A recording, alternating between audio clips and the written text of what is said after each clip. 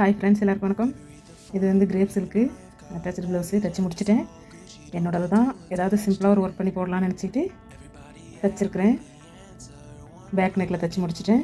Front நெக்கும் கையும் தைக்கணும். எப்படி தைக்கலாங்கிறத உங்களுக்கு காமிக்கிறேன். சில்க் த்ரெட்டு தான் போட்டு தைச்சிருக்கிறேன். இடையில ஒரு நூல், சின்ன சின்ன நூல் தெரிகிற மாதிரி இருக்கிறப்போ அந்த புடவையோட கலர் வருது. நல்லா இருக்கிற மாதிரி எனக்கு தோணுச்சு. உங்களுக்கு பிடிச்சிருந்தா லைக் பண்ணுங்கள். எப்படி பின்னணுங்கிறத தைக்கிறத உங்களுக்கு போட்டு காமிக்கிறேன். கண்டினியூவாக பாருங்கள். ஊசியில் நூல் எடுத்துருக்கிறேன். 4 நூலை எடுத்து ஊசியில் கோர்த்து 8 நூலாக்கி முடிச்சு போட்டுருக்குறேன். சில்க் த்ரெட்டில் தைக்கிறது கொஞ்சம் கஷ்டம்தான். நூல் வந்து லூஸாக விழும். தைச்சிருக்கேன், அப்படி தான் தைச்சிருக்கிறேன். கண்டினியூ பண்ணுவோம். கண்டினியூ பண்ணுவோம். இந்த மணியை கொடுத்துட்டேன்.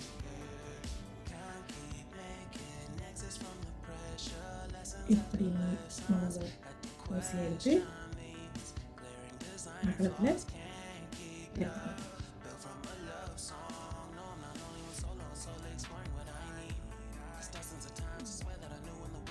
இது ஒரு வாட்டி தைச்சதுக்கப்புறம் இன்னொரு தையல்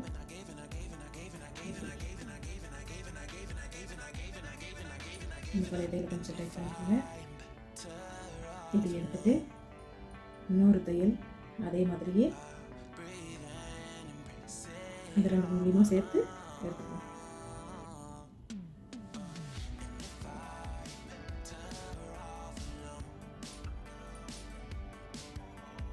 பிளாக் ஆகிடுச்சு.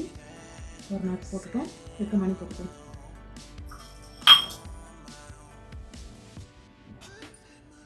மணி போட்டுட்டு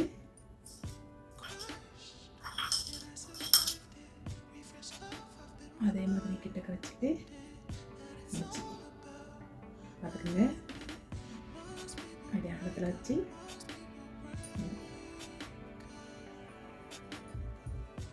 சிம்பிள் தையல் தான் நம்ம போட்டுக்கலாம். இந்த சில்க் தைக்கிறது தான் கொஞ்சம் கஷ்டம். ஸோ நம்ம முடிச்சதும் ரோஸ் கொடுக்கும், நம்ம பொறுமையை சோதிக்கும்.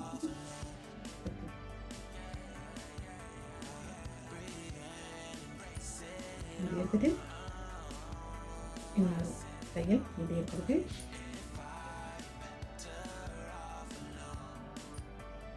இன்னொரு தையல் அந்த மணி வச்ச இடத்துலேருந்து இந்த கேப்பில் எடுத்துக்கணும். சிம்பிள் தான், நம்மளே தைச்சிக்கலாம். இப்படியே கண்டினியூ பண்ணுவோம். இன்னொரு மணியும் உங்களுக்கு கோர்த்து காமிக்கிறேன்.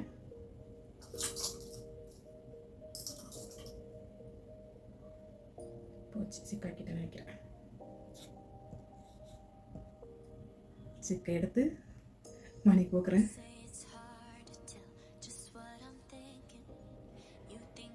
இங்கே கொண்டு வந்து வச்சுட்டு ஊசியை எப்படி அகலத்தில் எடுக்கணும். உயரத்தில் எடுக்கக்கூடாது, அகலத்தில் எடுக்கிறோம். இப்படி ஒரு தையல் முடிச்சதுக்கப்புறமா சொன்னேன் இல்லையா, அந்த சிலத்தை இதுதான் தொல்லை. இதுதான் நம்ம அப்பப்போ சரி பண்ணிட்டு தைக்கணும். அது உங்களுக்கு முடியலன்னு தோணுச்சுனாக்கா ஃபேப்ரிக் க்ளூ எடுத்து இந்த நூலில் அப்படியே தடவிடுங்க. அப்போ கொஞ்சம் நீட்டாக வரும். இப்படி ஒரு முடிச்சு போட்டுட்டோம். இன்னொரு முடிச்சு போட்டுட்டு இதில் ஊசியோட ஷார்ப்பான பகுதி வச்சு குத்தணும்னாக்கா துணியோட அடிப்பகுதிக்கும் போயிடும். அதுக்கு தான் நான் பின்பக்கத்தை எடுத்து இப்படி இதில் விட்டு எடுக்கிறேன். அப்போ கொஞ்சம் ஈஸியாக துணியில் குத்தாமல் வரும். இது மாதிரி செய்யணும். இப்போ ஃபுல்லாக முடிச்சிடுவோம். முடிச்சுட்டு எப்படி இருக்குன்னு பார்ப்போம். இவ்வளோ தூரம் முடிச்சிருக்கிறேன், போதும்னு நினைக்கிறேன். நெக்குக்கு இப்போ வந்து கை கிடக்கும். கை தைக்க ஆரம்பிக்கிறேன். இதை முடிச்சு போட்டுட்டு எப்படி எடுத்துக்கிறோம். பின்பக்கமாக ஊசி வச்சு மேலே எடுத்துக்கிறோம்.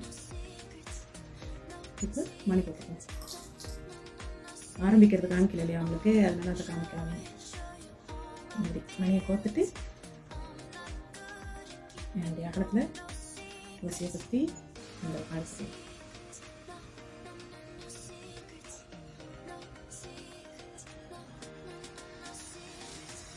அப்புறம் அதிலேயே வச்சு வீடி, அதுக்கப்புறம்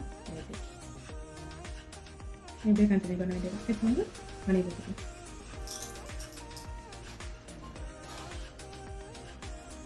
மணி போட்டுட்டோம். இப்படி அகலத்தில் எடுத்துக்குவோம்.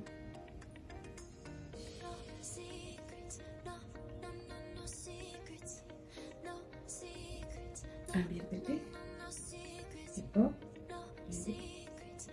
அவ்வளோதான். இன்னொரு அப்படியே கண்டினியூ பண்ணுவோம். மணி கொத்துக்கு மாற்றுறது அப்படியே கண்டினியூ பண்ணுவோம். ஃபுல் ஒர்க்கும் முடிச்சாச்சு ஃப்ரெண்ட்ஸ். கை முடிச்சிட்டேன், கழுத்து முடிச்சிட்டேன்.